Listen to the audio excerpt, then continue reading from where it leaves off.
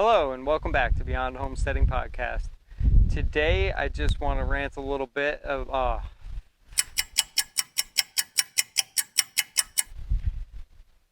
Hey and welcome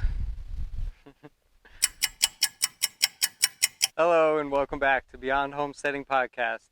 I'm your host John Coughlin, and today I just want to talk about time. And really I want to talk about it in the sense of making the most of the time that you have. When I think back to before I really started my homesteading journey, it was a lot of wasted time. It was that's not entirely true though, because everything I did up until that point, I think, gave me a good foundation for where I am today. So I mean, it wasn't like it was all wasted time, but the last year or so of that, I was just really miserable and making my wife and kids miserable because it had gotten to a point where I was just wasting time. I was doing a job that I grew to hate, and it was making everything in my life just put under a microscope and so much worse for it, you know? Everything got amplified in a negative way. So we were at a point where we had 5 kids at the time, and they were all 9 years old or under, and it was getting real tough for my wife to handle all of that while I was working 50-60 hours a week. And when I was home, I really wasn't engaged or doing anything that I should have been doing as a husband and father. So it was just a real bad situation all around. And I didn't like it. I didn't like who I was and where we were. So I decided that I wanted to be more productive and intentional with my time. And what that meant for me was getting out of that crappy job and coupling that with moving closer to where my parents live. At the time, we were living in Connecticut, and my parents were about a 7-hour drive away in Maryland.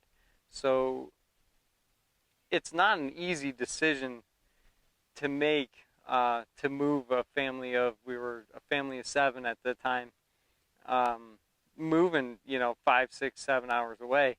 But it was something my wife and I really felt in our hearts we needed to do. So that made this decision an easy one, or a simple decision, but not necessarily an easy road to get there. I knew it probably meant taking a pay cut with whatever job I'd have to take to move, and I was fine with that because at least I wouldn't be miserable, right? So the first thing I knew I needed to do was try to figure out a job so that we could move out of Connecticut.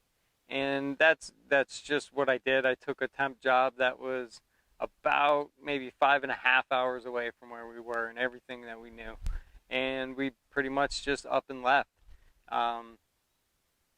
My advice, and I don't know if it's the best way to handle it, but with the company that I had been working at, I had been there almost 10 years, and I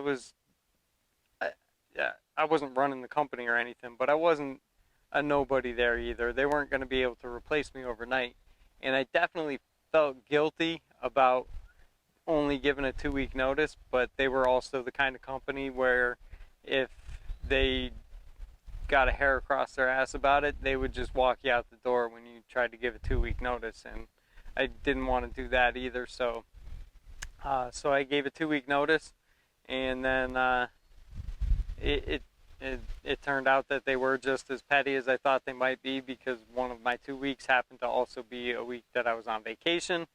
And when I came back, they had basically moved me into a desk in the corner of the building and told me to just ride out my week and then be gone. So that's what I did, and I'm definitely much better off for it now. So anyway, so we moved, made that move 5.5 hours away. We were still about an hour and a half from my parents, so it made visiting them on any type of daily basis, not likely. Next to impossible, really. So that year, we spent a year, we rented a duplex, and it was a tight squeeze on a tight budget, and we did it. We just made it work for a year because I had in my mind the goal of getting to a bigger piece of property, always in the back of my mind, and I was always working towards that, and I made sure to use my time intentionally. And I knew that if the company that I moved to, if that wasn't going to give me the opportunity, I knew I could find another job. I have marketable skills, and I'm not worried about it.